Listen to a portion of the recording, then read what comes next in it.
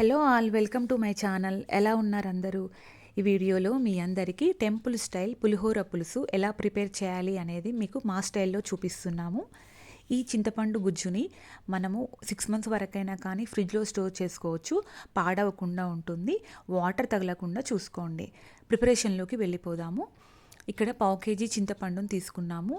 Salt 150 grams తీసుకున్నాము. కరివేపాకు, పసుపు, జీలకర్ర మెంతుల పొడి 2 టేబుల్ స్పూన్స్, బెల్లం అనేది తీసుకోవాలి. బెల్లం అనేది మీకు రుచికి తగ్గట్టుగా తీసుకోండి.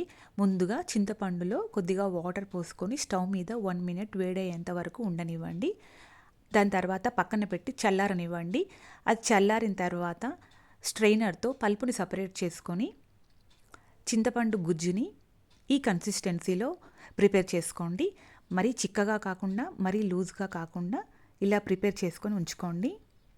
తర్వాత స్టవ్ మీద బాణీ పెట్టుకొని అది హీట్ అయిన తర్వాత దాంట్లో మనం రెడీ చేసుకొని పెట్టుకొని ఉంచుకున్న చింతపండు గుజ్జుని వేసుకోవాలి. దీంట్లోకి మనము చింతపండు గుజ్జుని మొత్తం ట్రాన్స్ఫర్ చేసుకున్న తర్వాత దీంట్లో సాల్ట్ని యాడ్ చేసుకోవాలి.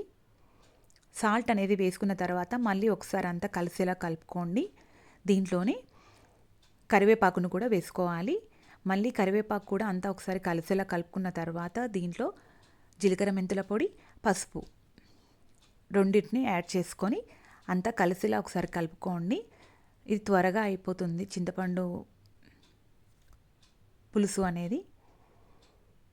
సో ఇలా అంతా ఒకసారి కలిసేలా కలుపుకున్న తర్వాత దీంట్లో మనకి రుచికి సరిపడా బెల్లాన్ని కూడా యాడ్ చేసుకోండి. బెల్లం అంతా కరిగేలాగా మళ్ళీ ఒకసారి కలుపుకొని సిమ్ మంట మీద గుజ్జు అనేది చిక్కపడేంత వరకు ఉండనిచ్చేస్తే సరిపోతుందండి. ఒక 15 మినిట్స్లో దగ్గరికి వచ్చేస్తుంది.